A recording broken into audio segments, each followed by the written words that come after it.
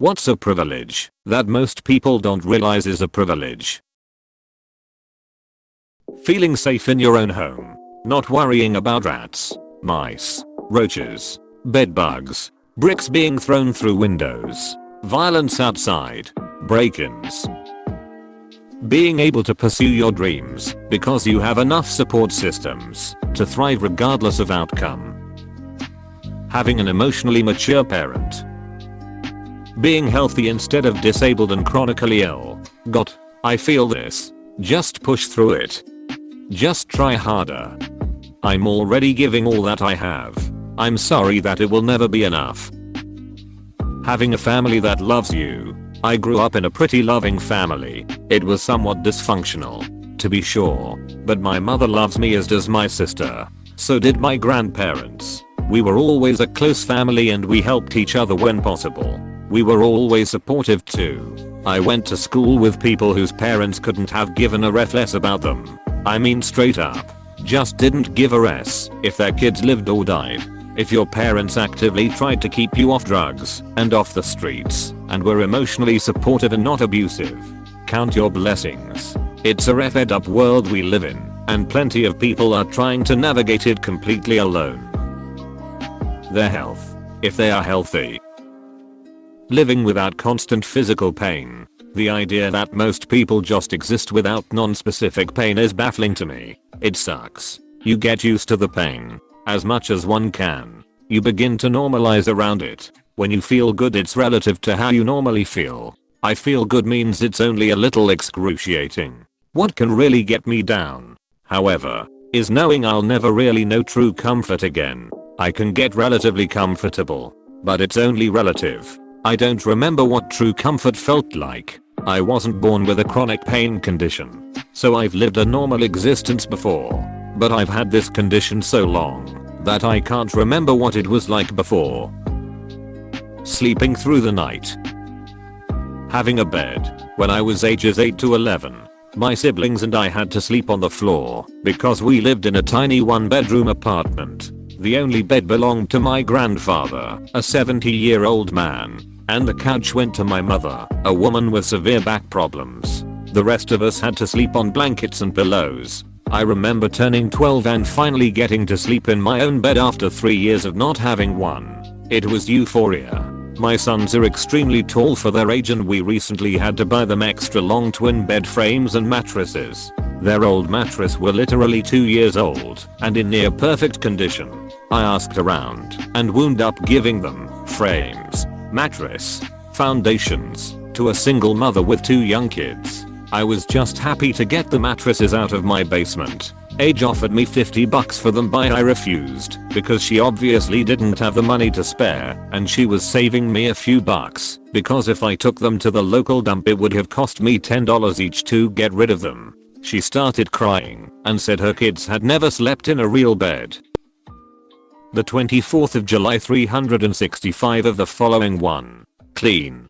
Drinking water 2. Heated water 3. Heated/cooled indoors 4. Electricity 5. Food. Being able to go to a store without worrying if your wheelchair can fit through the aisles or if they have front steps. Growing up in a healthy, functioning family with 2 parents. Growing up with 2 stable parents in the home. Knowing that food is available basically at all times in first world countries. I lived on an impoverished third world island/country for about 2 years. The lack of food availability is astonishing. The only things you can always count on being at the grocery store is rum, chicken wings, rice and soybean oil. Red meat is expensive and short supply. How many cows can an island support? Everything else is in short supply and must be imported. You can go weeks at a time without getting simple stuff like frozen broccoli or canned beans. The concept of returns or regulations don't exist either. They totally sell expired milk and dairy products. If you aren't observant enough to check that is your bad. There is no FDA, so the quality of meat is low. The only way to get a good chicken is to buy and carve it yourself.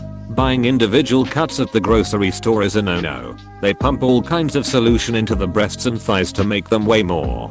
Hydrolyzed proteins, sugar and a whole bunch of other stuff they don't legally have to disclose. It has a horrid aftertaste. I had to befriend a farmer who would sell my chickens by the bird, and I would then carve them up myself and feed the carcasses to the street dogs. Trash pickup is also a first world luxury. The government drops off at dumpsters in random places one day a week. It's your job to get your trash to one on the correct day. This means you often have to freeze your trash or feed it to street dogs, because it will rot in your trash. Roaches will smell it and come up your drains. In the US we have the luxury of drain nets at the bottom of our pipes, so sewer roaches don't crawl up them. Not the case in other countries. The most annoying is mail. Mail delivery is a first world luxury. The island I lived on, the streets don't have names and buildings don't have numbers. You had to drive to the only post office in the capital, and not only was shipping expensive, you have to bribe the post office workers to give you your mail or they will claim it isn't there.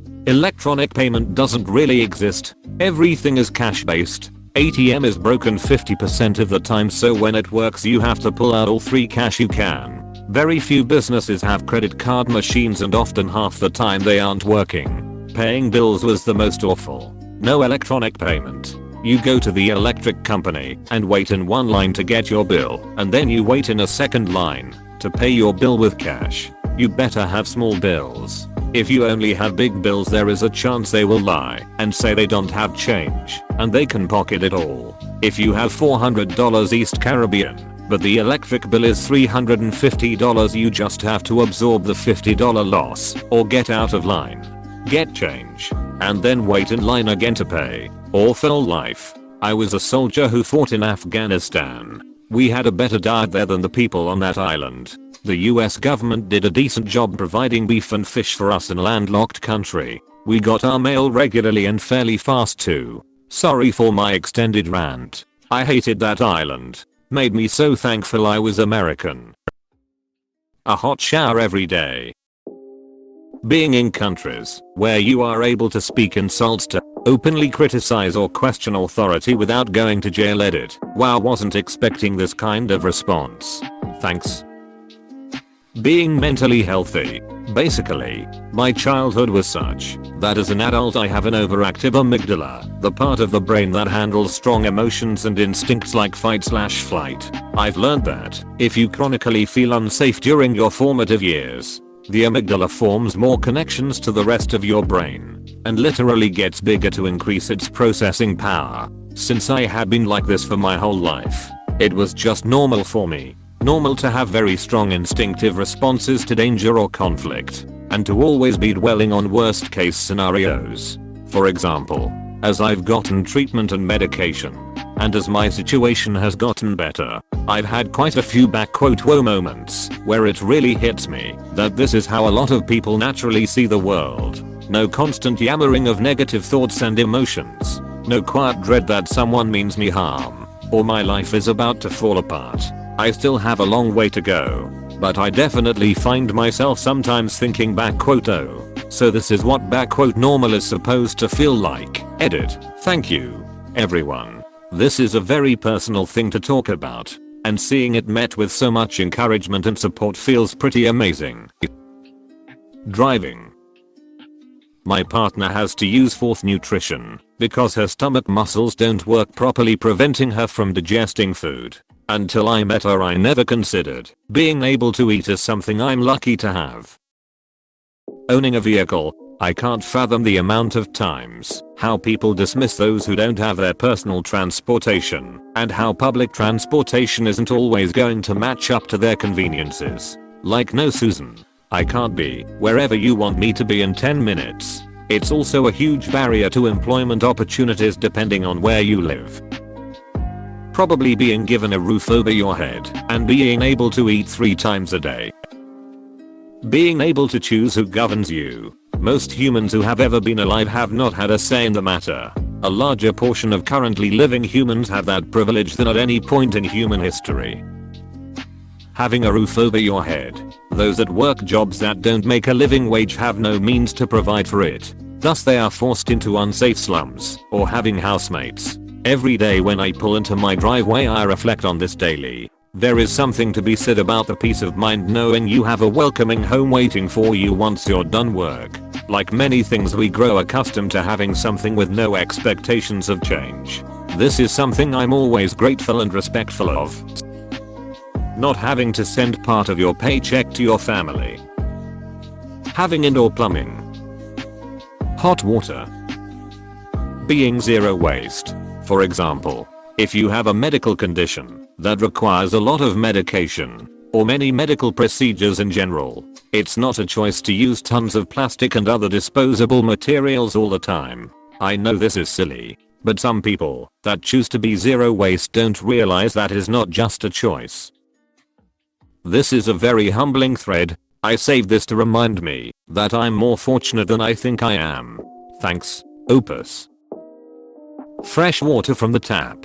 Imagine living in rural Africa or Flint, Michigan. I spent some time living in a homeless shelter, and homelessness will really awaken your senses as to the amount of privilege you have. Like, I was surprised to find the shelter, which was considered one of the best in the state, was simply a plastic boat-like thing to sleep in, under an outdoor pavilion, with used pillows, and a thermal tinfoil-like blanket, followed by chow lines of up to 300 people, where a meal was served similar to elementary school lunches. 3 times a day. Services were put in place for things like showering, finding employment, and getting housing, but privacy, comfort, and any sense of safety goes out the window, and forget luxury, Wi-Fi, TV, etc. Close bracket.